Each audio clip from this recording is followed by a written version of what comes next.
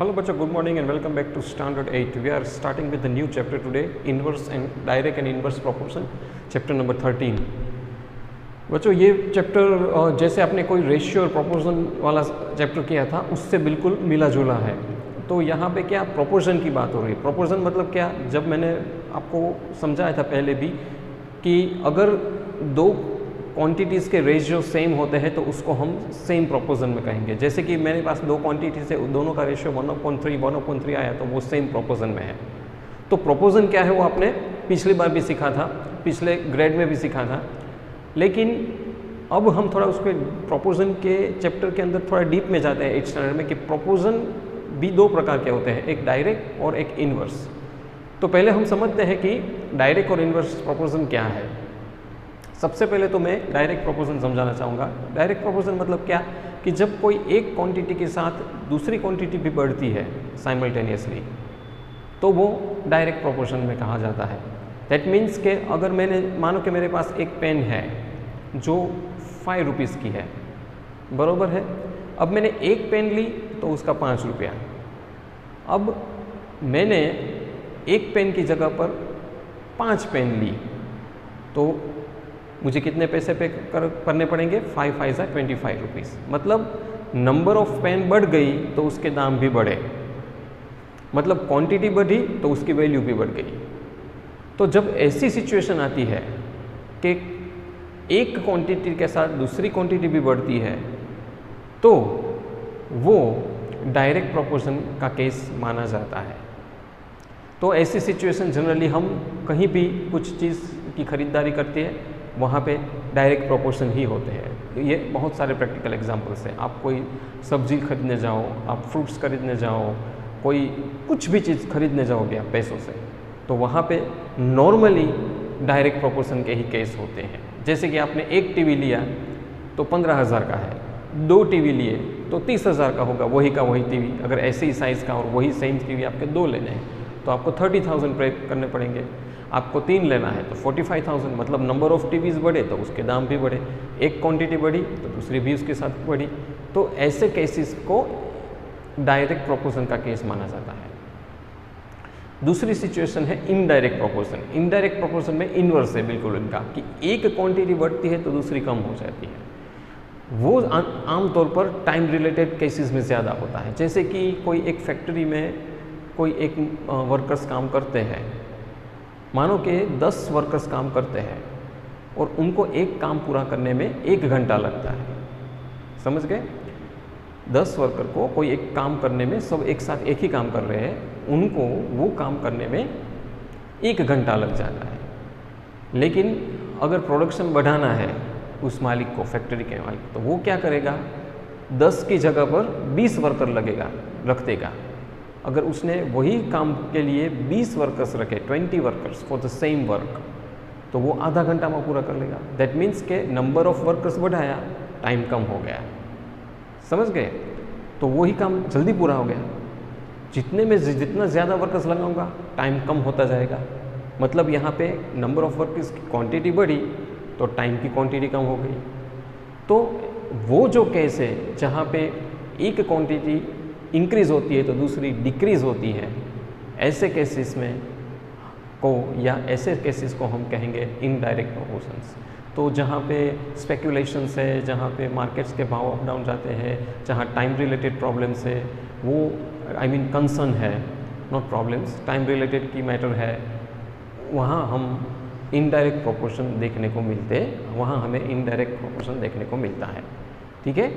तो आइए बच्चों इस चैप्टर को सॉल्व करते हैं। कुछ इंपॉर्टेंट सम्स उसके मैं आज इस वीडियो द्वारा आपको भेज रहा हूँ, डायरेक्ट और इनडायरेक्ट। सबसे पहले डायरेक्ट और इनडायरेक्ट प्रोपोर्शन में आपको तो सीधा यहाँ पे कुछ फॉर्मूलाज का ही यूज़ करना है। सबसे पहले जो आपकी 13.1 एक्सरसाइज है उसमें डायरेक्ट प्रोपोर्शन के ही सारे सम है, एक ही प्रकार के स्टीरियोटाइप ही सम से। तो वो आपको मैं एक सम करके दूंगा, फॉर्मूला दे दूंगा, वही एक ही फॉर्मूला ही यूज़ करनी है, दूसरी कोई फॉर्मूला भी नहीं है डायरेक्ट प्रोपोर्शन के लिए। एक डायरेक्ट प्रोपोर्शन के लिए है, एक इन्वर्स प्रोपोर्शन के लिए। टोटल 2 ही फॉर्मूलाज है और सभी सम में वही फॉर्मूला काम आती है, स्टीरियोटाइप के ही सम से सब भी, इसलिए आपको आसानी से आ जाएगा अगर मैंने एक भी सिखा दिया तो जो फॉर्मूलाज इस प्रकार है कि अगर आपको डायरेक्ट प्रोपोर्शन यूज़ करना है या कोई ऐसी सिचुएशन है जहाँ पे डायरेक्ट प्रोपोर्शन के प्रॉब्लम सॉल्व करने हैं, तो फिर सीधा आपका फॉर्मूला है, यहाँ मैं बताऊँ, x1 upon y1 is equal to x2 upon y2.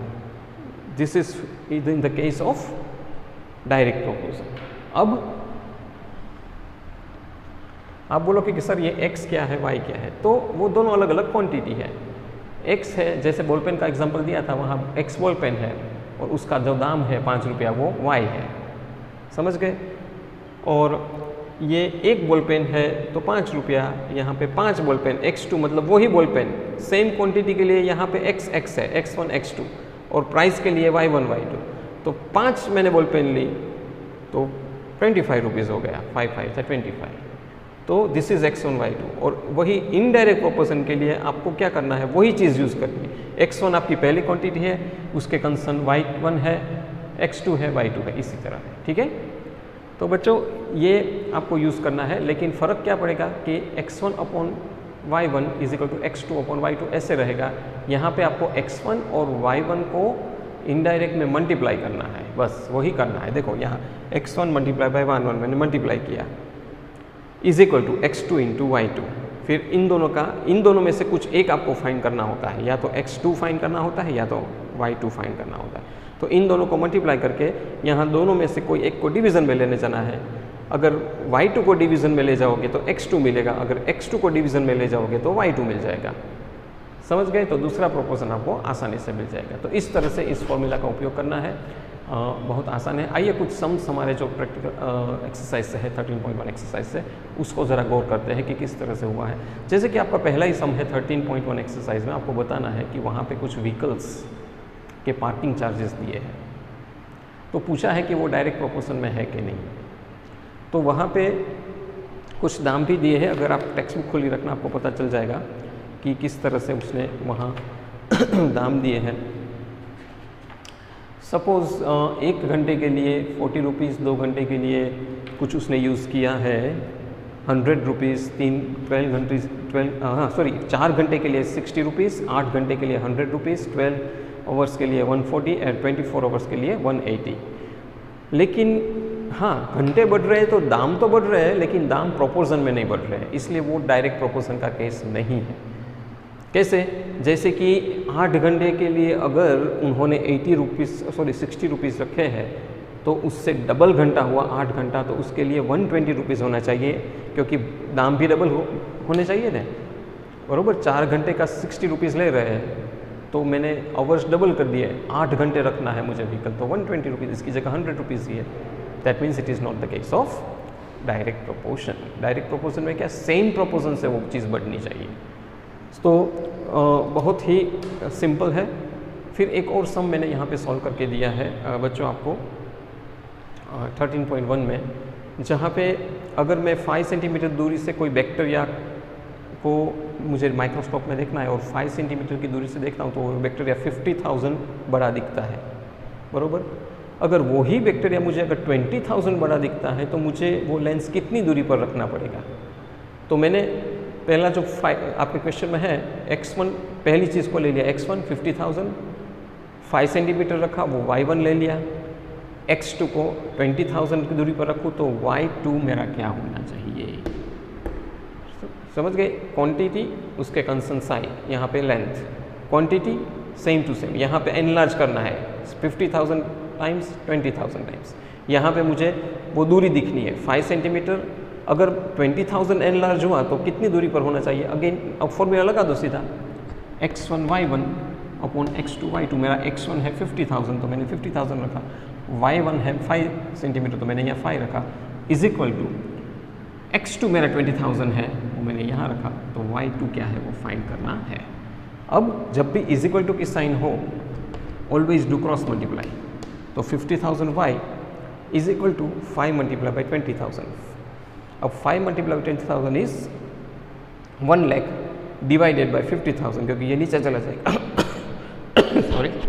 अब अगर मैं कैंसिल कर देता हूँ तो 5 2 10 बता, क्योंकि 0 0 0 0 उग जाता है, बचा 10 divide by 5, 10 divide by 5 is 2. That means कि अगर कोई बैक्टीरिया 20,000 टाइम्स बड़ा दिखता है, तो मेरा डिस्टेंस होना चाहिए 2 centimetre. So answer will be 2 centimetre. तो बस सिंपल है, जो आपके पास फिगर तो ये सबको तो क्वेश्चन में और सभी क्वेश्चन में दिया होता है, बस आपको इस फॉर्मूला में x1 y1 डालना है, क्रॉस मल्टीप्लाई करके डिवीजन कर देना है। तो पूरे सारे सम 13.1 एक्सरसाइज का पूरे सम्स इसी तरह ही है, बस आपको x1 y1 x2 y2 पहचानना आना चाहिए, then it is very simple. I hope you understand, आपको समझ में आ रहा है बच्चों। अब आगे ये आपने ऑलरेडी देख लिया, नहीं देखा है तो फिर से बता दूं कि मैंने इन दोनों को मल्टीप्लाई किया तो 1 लाख मिला, 50,000 y2, 50,000 को नीचे रखा, 0 0 उड़ा दिया, 5 2 10 और इस तरह मुझे 2 सेंटीमीटर आंसर मिल गया। ओके, अब हम इनडायरेक्ट प्रोपोर्शन के कुछ सम्स देखते हैं। उसके अंदर 13.2 एक्सरसाइज में जो इनडायरेक्ट प्रोपोर्शन के सम है वो यहाँ पे है। मैंने एक सम सॉल्व करके आपको दिया है यहाँ पे, वो सम आपका 4th वाला या 5th वाला सम है, जिसके अंदर अगर 24 बच्चे हैं क्लास में और उसको मिठाई का बॉक्स दे रहे हैं तो हर एक बच्चे को 5 स्वीट्स मिल रही है, 5 स्वीट के बॉक्स मिल रहे हैं। तो अगर 24 बच्चे नहीं लेकिन रिड्यूस बाय 4, मतलब 24 बच्चे की जगह रिड्यूस बाय 4 मतलब वो बच्चे 20 होते, तो हर एक को कितने कितने मिठाई के बॉक्स मिलते हैं वो मुझे बताना है। समझ गए? मतलब क्या, इनडायरेक्ट का ही है। अगर बच्चे कम हुए तो उनको मिलने वाली मिठाई ज़्यादा हो जाएगी, बच्चे बढ़ गए तो उनको मिलने वाली मिठाई कम हो जाएगी। सीधी सी बात है कि इनडायरेक्ट प्रोपोर्शन ही है। तो जब इनडायरेक्ट प्रोपोर्शन का बात आती है तो मैंने बताया था बच्चों कि क्या करना है, आपको फॉर्मूला यूज़ करनी है। पहले तो x1 24 बच्चे थे, y1 उसको मिलने वाली स्वीट्स 5, x2 रिड्यूस बाय 4 कर दो, तो मतलब रिड्यूस बाय 4 मतलब 24 बच्चे में से 4 बच्चे निकल गए तो 20 बचे रहे, तो वो आपका x2 है। तो फिर y2 मुझे फाइंड करना है। अगेन पहले तो x2 x1 y2 y1 लिख लो, फिर फॉर्मूला इसकी अलग है, यहाँ डिवीज़न करना था, यहाँ मल्टीप्लाई करना है। x1 multiply by y1, x1 है मेरा 24 मल्टीप्लाई बाय y1 मेरा है 5 इज इक्वल टू x2 मेरा है 20, रिड्यूस बाय 4 किया ना इसलिए 20, और y2 फाइंड करना है। अब इन दोनों को मल्टीप्लाई करो, 25 मल्टीप्लाई बाय 5 इज 120, ये y2 फाइंड करना है, इज इक्वल टू की साइन है इसलिए 20 नीचे डिवीजन में चला जाएगा, 0 0 कट, 2 6 12, दैट मीन्स के y2 की वैल्यू होनी चाहिए 6। अब जैसे कि बच्चे कम हुए तो मिलने वाली स्वीट जो उसको 5 मिल रही थी, इनकी जगह पर 6 मिलेगी। बच्चे कम हुए, मिठाई बढ़ गई, again case of inverse proportion. बाकी के सारे सम इसी तरह है और हर एक में यही फॉर्मूला यूज़ करनी है। मैंने कहा एक ही स्टीरियोटाइप के सम है। तो इसके साथ ही बच्चों मेरा ये चैप्टर पूरा हो रहा है। 13.1 13.2 सारे सम नोटबुक में उतार लेना, वही मेरा होमवर्क रहेगा। आपकी नोट अपडेटेड रहनी चाहिए क्योंकि इंटरनल मार्क्स भी आपको मिलेंगे इसके। और हाँ, पढ़ते रहना। और कोई डाउट हो आपको कि कोई भी सम इसमें से नहीं हो रहा है 13.1 या 13.2 से, ग्रुप में भेजना, मैं सॉल्व करके भेजूंगा। Thank you very much for listening me.